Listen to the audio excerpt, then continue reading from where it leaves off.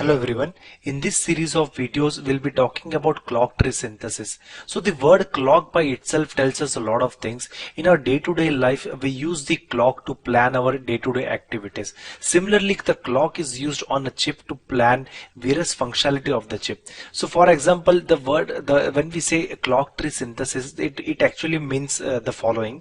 So we have this complete chip, we have a square chip. Usually when you open up a mobile phone or any device, you see a square shaped chip. It could be a rectangle also, but let us generalize the things and keep a square shaped chip over here.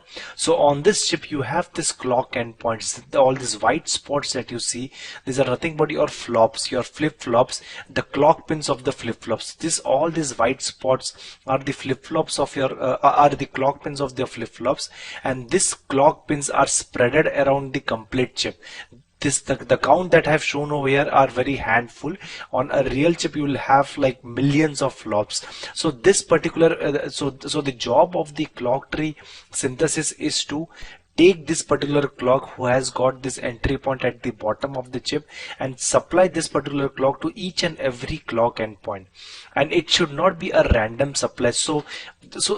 One can say that we can just take this clock signal and route it to this clock pin in this fashion.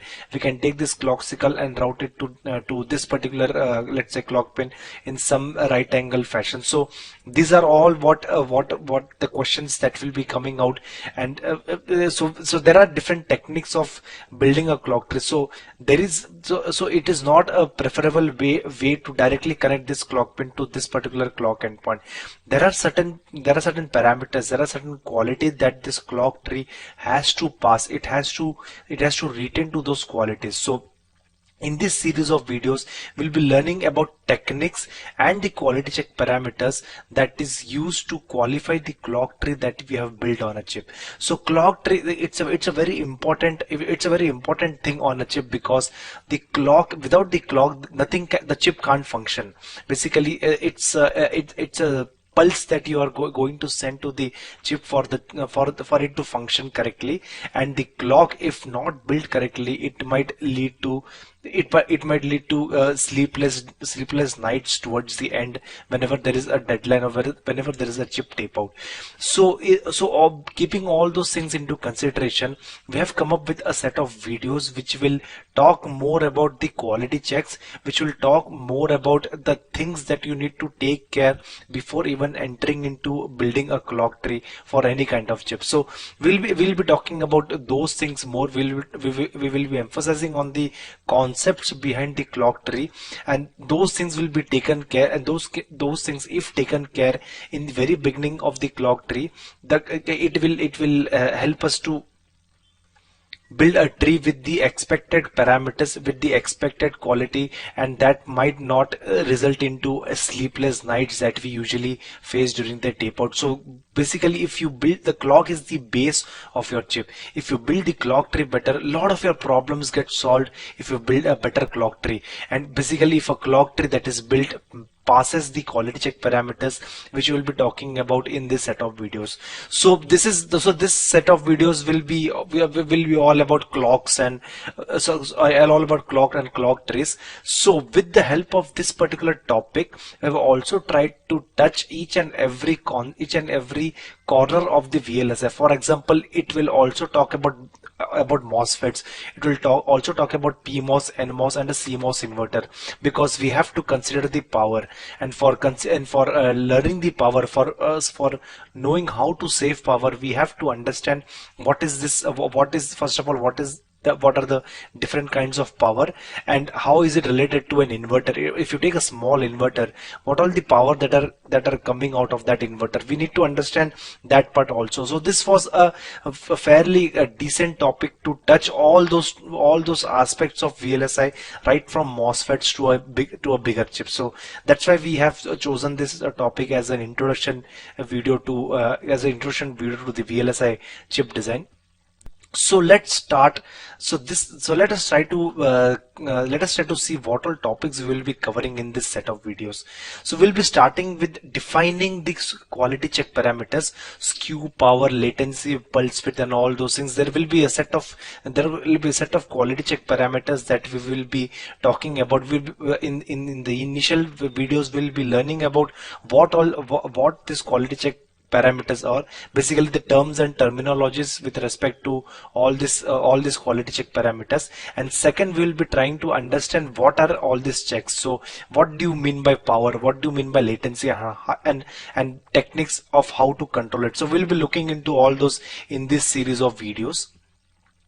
Next, we'll be looking into a basic clock tree with a 16 clock endpoint. There will be a chip which has got only 16 clock endpoints, and we'll be trying to build a very simple tree for this a very simple tree. So in that case, what will happen? We'll be able to understand some advanced concepts while we build this simple clock tree. So we'll be looking into building a edge tree with 16 clock endpoints. It's a very basic algorithm for building a clock tree.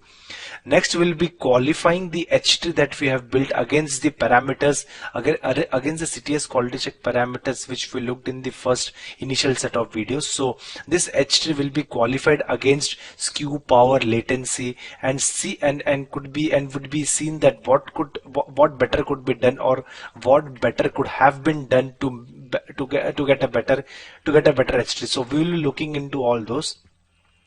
And there will be some problems that we have identified, that we will be identifying from the quality check of the H tree itself, and that will help us to come up with a technique called as clock tree buffering. So in this we will be taking an analytical approach rather than a discussion. We will be taking a proper analytical approach with equations, where we will be finding out exact point where we have to place the buffers, and that will result into best skew, best slew, and the lowest power. So we'll be trying to cover that part over here, in this section, where we'll be talking about clock tree buffering techniques.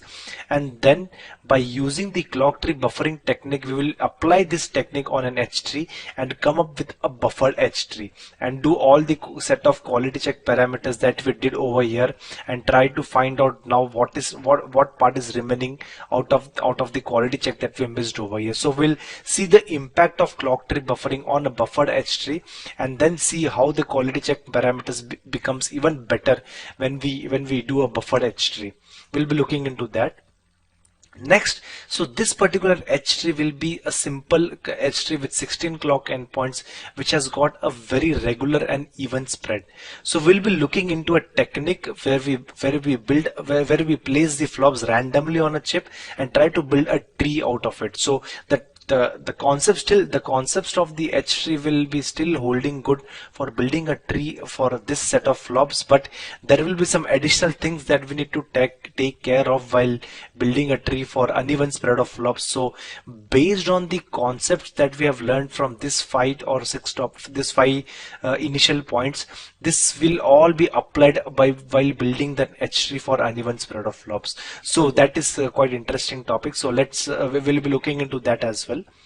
Next, after learning the H tree for a 16 clock endpoints which is evenly spread, and learning how to build an H tree for uneven spread of flops, we'll be moving into an advanced topic where we have to build a tree for millions of flops, because recent VLSI trends, it has got thousands and millions of flops on a chip, and we have to build a tree for the complete tree. So it will be basically building a tree for sub trees. So we will be dividing the complete chip into small sections and trying to build a tree for those sections. So we'll be looking into how to do all that in this advanced H tree for millions of flops. Next, once we are done with the advanced H tree for millions of flops, we'll be looking into some details of how to save the power. So that is the first, because on a chip, if you see, the clock tree is consuming around 70 to 75% of the power. So we have to find out ways and techniques, how do we save power in the clock itself.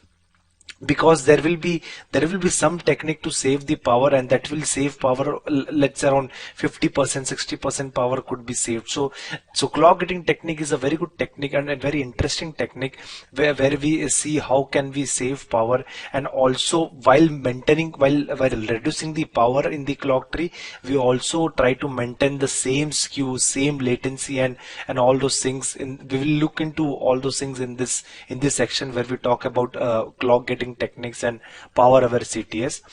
And finally, we'll be doing a small static timing analysis. So this section we have included just to understand the impact of clock tree on setup and hold timing. So that is a very important part, because unless and until we apply the clock tree on a real circuit, that it won't be that interesting. So we'll be taking the clock tree that we have built and doing a static timing analysis to understand the impact of the clock tree, and to understand how, let's say for example, we will try to understand how a non-zero skew clock tree can impact your setup time or can impact your hold time. We'll look into all that in the static timing analysis with clock tree. So this won't be a brief section, it won't be the complete discussion on static timing analysis. It will be a brief section where we'll be talking about delay tables and basic hold and timing checks which with the clock tree applied. So if you tune the clock tree by even a single buffer or by two buffers, how does it directly impact your static timing analysis? How does it directly impact your hold time, your setup time? So we'll be looking into all this in this section, and this is a very interesting section, which that's why we have kept it at the end, because this needs the concepts of whatever we are learning over here. That's why this part is kept at the end. So what we'll do is, since I'm already running out of time, from the next video we'll be starting with the CTS quality check parameters. Basically we'll be looking into few quality checks, their definitions, the terms and terminologies associated with those particular quality check parameters. So let us try to look into let us try to start with the quality check parameters from the next video. Thank you.